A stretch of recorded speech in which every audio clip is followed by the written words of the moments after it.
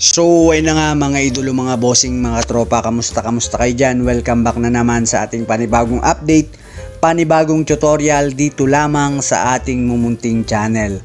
Nga pala, happy New Year sa lahat.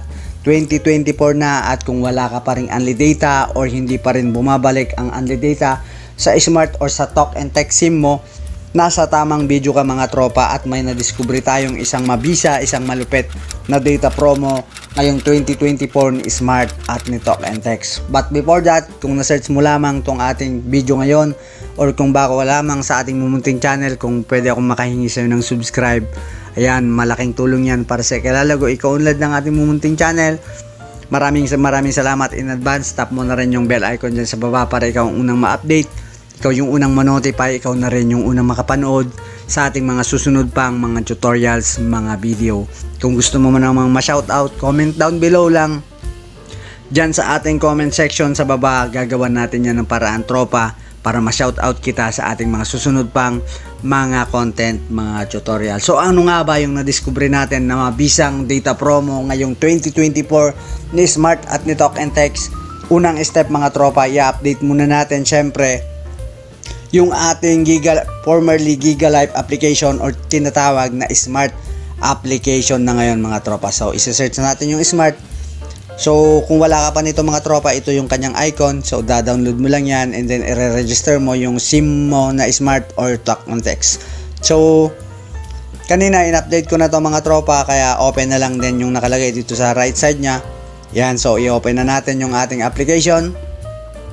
So ayan, open na natin. Then ito yung kanyang dashboard. I-scroll up mo lang mga tropa and then boom, ito siya mga tropa. May 72GB ka na for 90 days for only 599 pesos mga tropa. Compare mo sa kanilang unli data for 30 days is 499 na. So for me mas maganda itong kanilang 599 na 72GB kung hindi naman tayo heavy user ng data sa ating SIM. For example, gumagamit lamang tayo ng mga social media or nanonood lamang tayo sa Netflix, sa YouTube, is hindi natin makukonsume ng ganun kabilis yung ating 72GB na for 90 days for 3 months mga tropa. Samantalang yung kanilang 499 na unli data is valid lang ng isang buwan mga tropa. Ito is for 90 days mga tropa. So ang tanong, paano nga ba natin mapapaabot ng 3 months yung kanilang 72GB? Yan yung magandang tanong sa ating tutorial ngayon.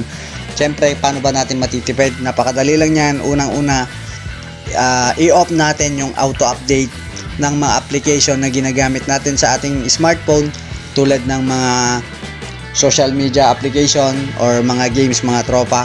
So pupunta lamang ulit tayo dito sa Play Store mga tropa, and then dito sa right upper part makikita mo yung icon mo dyan, yan, yung account mo. Tatap mo lang yan mga tropa, and then pupunta ka lamang dito sa setting mga tropa. Tatap natin yan, and then pupunta tayo dito sa network preferences mga tropa. Tatap mo lang yan, and then dito sa auto update mga tropa, itatap natin yan. And then dapat naka don't auto update mga tropa. Kung naka over any network mga tropa is, for example nakatap tayo dyan, pag inopen natin yung data is nagra-running in background yung update ng mga outdated na ating mga application, mapa games man yan or mga application mga tropa na ating ginagamit na daily use sa ating phone mga tropa. So don't auto update na lang natin mga tropa. For example, may update naman tayong laro, for example Clash of Clans. So ima-manual na lang natin, pupunta ulit tayo dito sa Play Store and then hanapin natin yung gusto nating i-update.